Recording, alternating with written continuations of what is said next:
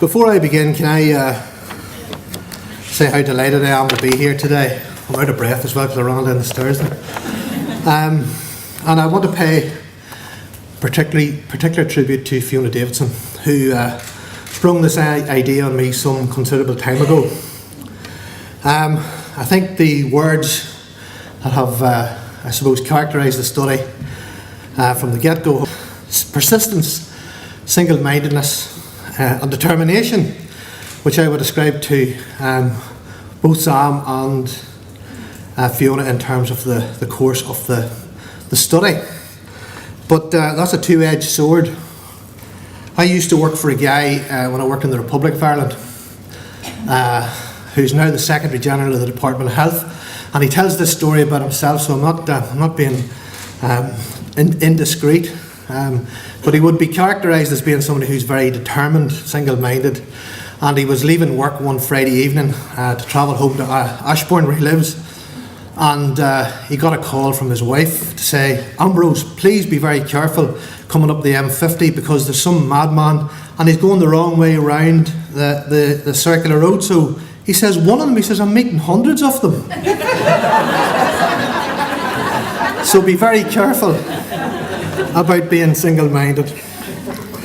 The Trust established partnership with the Music Therapy Trust over the past 20 years has recognised, I think, the importance of meeting the communication and social interaction needs of both the verbal and non-verbal client populations in adult learning and physical disability, inpatient child and adolescent psychiatry or mental health, and acquired brain injury services.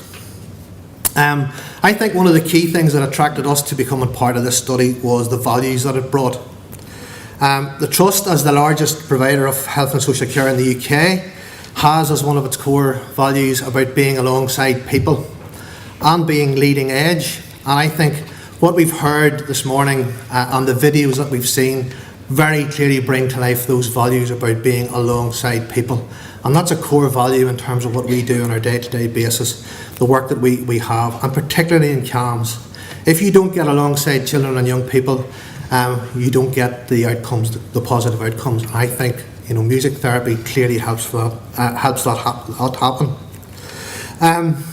It's no surprise, given that background, therefore, that when Music Therapy Trust was seeking an NHS collaborator for the 4-year randomised controlled trial, we, as the biggest provider of CAMHS services in Northern Ireland, had no hesitation, and I mean no hesitation, in expressing our interest and subsequently becoming involved in this multi-agency research partnership. Such partnership has involved us, alongside Queen's University, providing overarching research governance framework that RCTs require in order to operate. But it also meant that we were also undertaking the frontline recruitment of the trial subjects to populate the study. And as we've heard from contributors earlier about the various other studies in relation to music therapy, getting 250 people in this process has been no mean achievement. And believe me, when I say about persistence and determination and single-mindedness, when things were going off track, as they occasionally did, Fiona and Sam were very quickly to point out to me that was the case, and so I was going to people like Carol in the audience and Billy and other colleagues and Dr. Sheila Rogan to remind people about getting people, recruits back for the study. So it was a challenging and difficult process, and it's certainly more difficult sometimes, I think, in large healthcare organisations like our own. So I really want to take this opportunity to pay a particular tribute to all of my colleagues in the Trust, particularly in community child and adolescent mental health. For those that have contributed over the past 4 years, and I've met some of you today again and reacquainted myself with, particularly with Sheila, and I want to pay particular thanks to Sheila Rogan, who was the lead clinical investigator of the study, and Billy Hughes. I don't think Billy's here at the moment, but she'll be back later on. Billy is service manager now for child and adolescent mental health, but previously as children's services manager for Tier 4 services.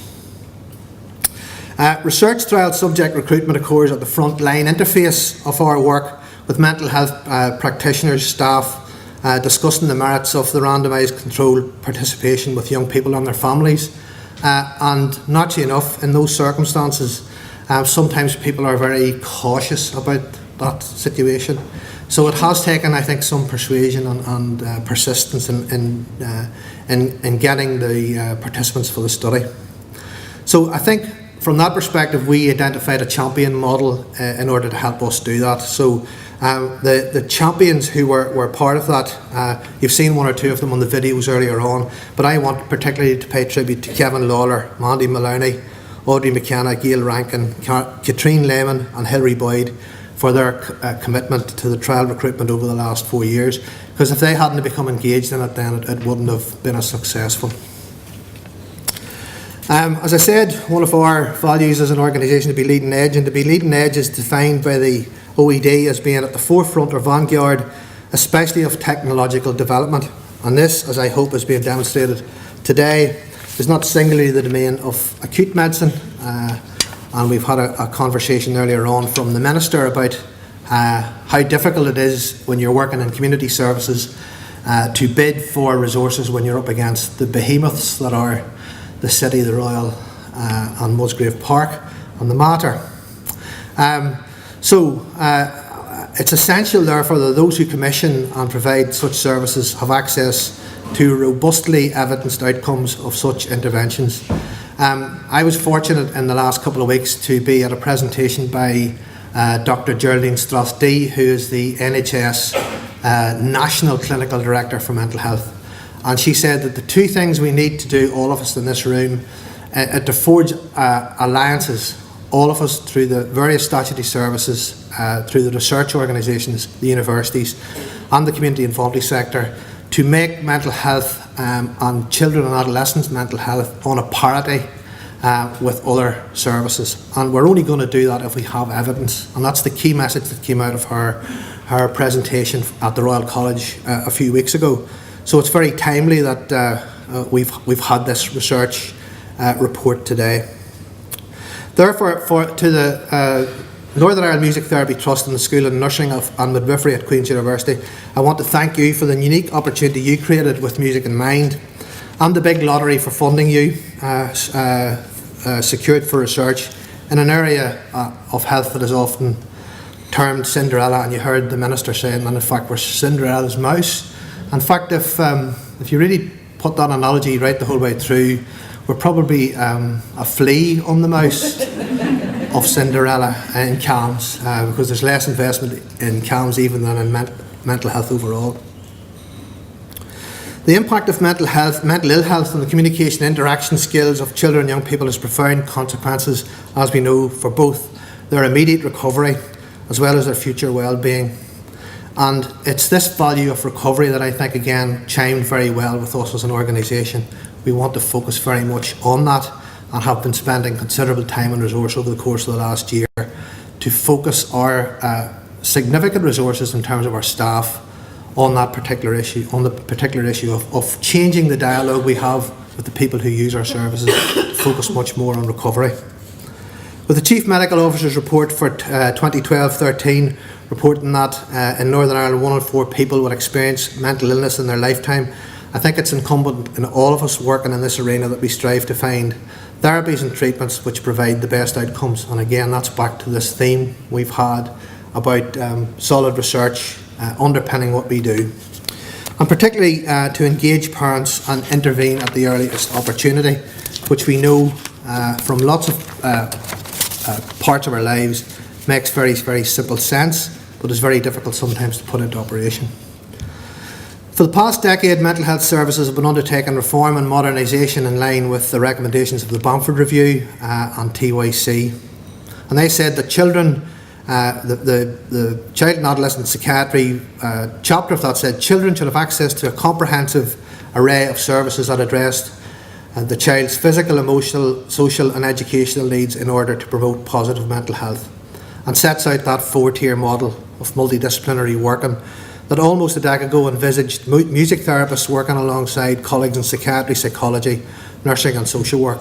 And we've tried in our small way within the Trust and with the limited resources that we've had to make that happen. I think this modernisation process has led us to believe that we recognise that things can't be done, we can't do things entirely on our own. So working with community and voluntary organisations such as the Northern Ireland Music Therapy Trust is fundamental, I think, in terms of the future. So we hope that the Minister does act on what we heard this morning, and that we do start to see some funding coming down for that process. And not just for music therapy. I think our colleague mentioned earlier on about the other creative therapies, which we also think are very, very important in terms of art therapy and drama therapy as well. An RCT like this alone has 4 years of subject recruitment, data collection, analysis, preceded by several years of planning. So it was essential, therefore, that everyone involved in modernising services recognise the commitment and investment involved in taking forward initiatives that are at the forefront or leading edge, and that have the potential, as this does, to shape services and policy. The cost to organisations and funders is significant in terms of time and resources, but the prize for such engagement and collaboration is better, more robust evidence, leading to better outcomes for children and young people and their families, and therefore that's the economic case as well. It makes much better sense from an economic perspective. Those things, if you intervene early, you can save significantly further down the line. In conclusion, it's been our privilege to be the NHS collaborator in this initiative, and I trust it will not be the last such endeavour in adult mental health and CAMHS. And in fact, already a couple of people have come up to me and suggested other things that we could do, which are equally exciting. In terms of our corporate value of being leading edge and our value of recovery, as I referred at the beginning of this speech, this process has encouraged and supported our staff to be innovative and creative in pursuing our purpose. It has created an environment within CAMHS where research and inquiry can flourish, and now we must work to explore how we translate that research and innovative ideas into more practical solutions and improvements for the people who use our services. That's the responsibility of many of us in this room, to ensure that Music in Mind's legacy does not begin and end with the undoubted contribution it will make to the academic literature. And for my part, I'm pledging my support and endeavours to try to make that happen in the future. So thank you all very much, and good luck with the rest of it. Thank you.